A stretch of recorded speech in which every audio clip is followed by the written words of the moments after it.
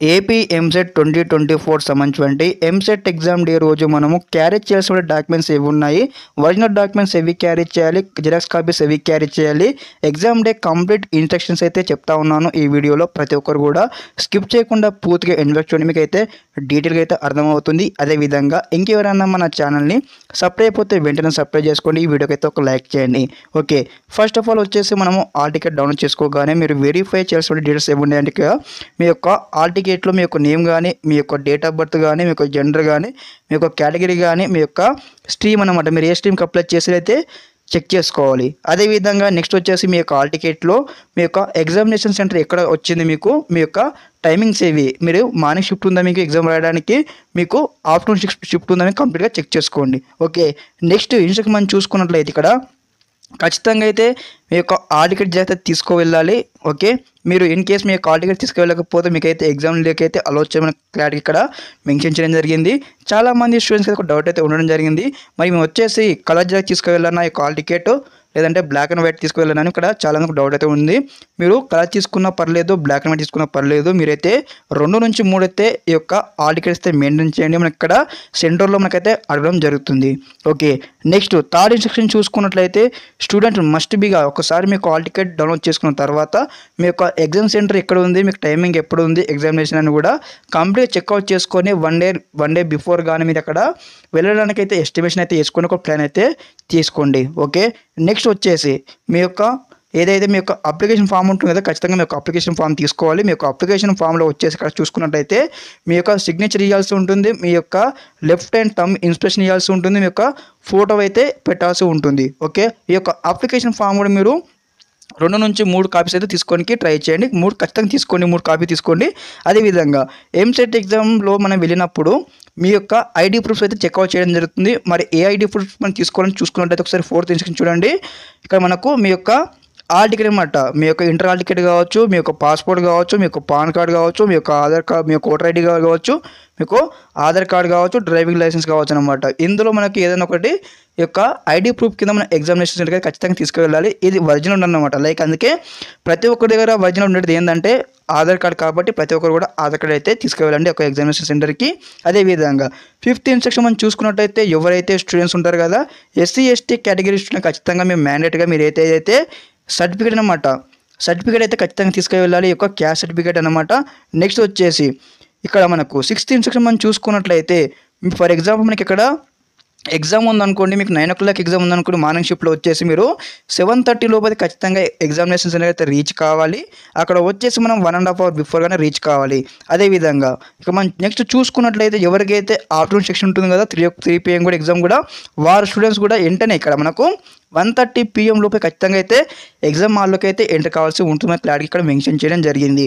ఇక్కడ main instruction వచ్చేసి ఏంటంటే మీరు ఈవెన్ దో 1 minute మీకు లేట్ అయినా కానీ మీకైతే ఎగ్జామ్లోకి అలో చేయడానికి కంప్లీట్గా ఇన్స్ట్రక్షన్స్ అయితే రావడం జరిగింది. కాబట్టి ప్రతి ఒక్కరు కూడా ఈ యొక్క టైమింగ్స్ అనేది కూడా మీరు గమనించుకొని మీరు ముందుగానే రీచ్ కానీ ట్రై చేయండి. 2-3 గంటల ముందు వెళ్ళినా పర్లేదు, అక్కడ వెళ్ళిన తర్వాత కొన్ని వెరిఫికేషన్ కొన్ని ఉంటాయి, ప్రాసెస్ ఉంటుంది, కాబట్టి మీరు ముందుగానే వెళ్ళండి. ఓకే, అదేవిధంగా మెయిన్ థింగ్ వచ్చేసి ఎవరైతే సెంటర్స్ లైక్ దూరంగా ఉంటుందో 1 day బిఫోర్ గానే మీరు వెళ్ళడానికి అయితే ట్రై చేయండి. ఓకే, అన్నమాట. నెక్స్ట్ మెయిన్ ఇన్స్ట్రక్షన్ అన్నమాట, ఎవరైతే ఫీమేల్ స్టూడెంట్స్ ఉంటారు కదా, ఖచ్చితంగా వారైతే మ్యాండేట్గా ఏవైతే యొక్క మెహందీ కానీ ఏమన్నా ఉంటే కూడా మీరైతే తీసివేసుకోవాలి. ఎటువంటి మీ చేతుల పైన అయితే మెహందీ కానీ ఎలాంటి డిజైన్స్ అయితే ఉండకూడదు, మనకి క్లారిటీగా ఇక్కడ మెన్షన్ చేయడం జరిగింది చూసుకున్నట్టయితే. నెక్స్ట్ వచ్చేసి క్యాండిడేట్స్ వచ్చేసి మనకి టైం అయితే క్లారిటీగా మనం మెన్షన్ చేయడం ఏంటంటే మీకు 9 o'clock ఎగ్జామినేషన్ ఉందనుకోండి, మనకి ఇక్కడ దాదాపుగా వచ్చేసి మీరు 12 వరకు అయితే ఖచ్చితంగా అయితే ఎగ్జామినేషన్ సెంటర్లో కూర్చోవాలి. ఎగ్జామ్ తొందరగా అయిపోయినా కానీ మనకు 12 వరకు అయితే మీకు అయితే ఇక్కడ ఎటువంటి పర్మిషన్ ఉండదు బయటికి రావడానికి. 3 o'clock ఎగ్జామ్ అయిపోతే 6 o'clock వరకు అయితే ఖచ్చితంగా మీరు ఎగ్జామ్ హాల్లోనే కూర్చోవాలి, బయటకు అయితే రాకూడదు. మనం చూసుకున్నట్లయితే ఇంపార్టెంట్ ఇన్స్ట్రక్షన్ అనమాట, మీరు ఒకసారి ఎగ్జామ్ హాల్లోకి ఎంటర్ కాగానే మీకైతే ఒక కంప్యూటర్ అయితే అలొకేట్ చేయడం జరుగుతుంది. వచ్చేసి మీకు ఆ కంప్యూటర్లో ఎటువంటి మీకు ఏమైనా ప్రాబ్లమ్స్ ఉంటే కూడా మీరు వెంటనే మీ యొక్క ఇన్స్టిట్యూట్కి అయితే తెలియజేయాలి. ఒక సాఫ్ట్వేర్ ప్రాబ్లం కావచ్చు, హార్డ్వేర్ ప్రాబ్లం కావచ్చు, మీరు వెంటనే తెలియజేసినట్టయితే మీకు ప్రాబ్లం అయితే సార్ట్అవుట్ అయితే చేస్తారనమాట. మీకు ఎటువంటి డౌట్స్ వరకు అయితే ఇన్స్టిట్యూటర్కి అయితే అడగవచ్చు. అందులోకి ఎటువంటి గ్యాస్ అయితే తీసుకువెళ్ళొద్దు. లైక్ ఏ విధంగా అంటే క్యాలిక్యులేటర్ కావచ్చు, మీ యొక్క మ్యాథమెటికల్ లాగ్స్ కావచ్చు, టాబ్లెట్స్ కావచ్చు, మీ యొక్క సెల్ ఫోన్స్ కావచ్చు, వాచెస్ కావచ్చు, ఎటువంటి వాచ్ అయితే తీసుకువెళ్ళొద్దు. మీ స్మార్ట్ వాచెస్ కానీ ఎటువంటి ఎలక్ట్రిక్ గాడ్జెట్స్ అయితే మీరైతే ఎగ్జామ్ హాల్కి అయితే తీసుకువెళ్ళొద్దు.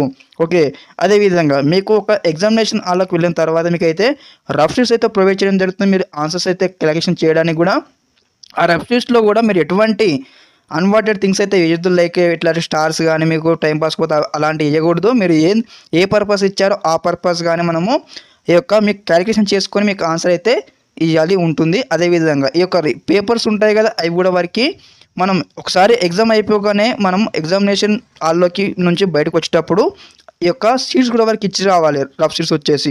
ఓకే, ఎంసెట్ ఎగ్జామ్ డే రోజు మనం ఖచ్చితంగా ఫాలో కావాల్సినటువంటి ఇన్స్ట్రక్షన్ ఇవి అనమాట. ఖచ్చితంగా మనము ఇప్పుడైతే ఏవైతే డిస్కస్ చేసామో ఖచ్చితంగా అన్ని ఇన్స్ట్రక్షన్స్ పాటించాలి స్టూడెంట్స్ వచ్చేసి కూడా. అదేవిధంగా స్టూడెంట్స్కి ఇంకేమైనా డౌట్స్ ఉంటే ఒకసారి కామెంట్ చేయండి. అదేవిధంగా వీడియోని ఇంకా లైక్ చేయకపోతే వెంటనే లైక్ చేయండి, మన ఛానల్ ఇంకా సబ్స్క్రైబ్ చేసుకోండి. స్టెప్ బై స్టెప్ అయితే ఈ విధంగా మీకు సీటు వచ్చేంత వరకు అయితే గైడెన్స్ అయితే వస్తూ ఉంటాయి.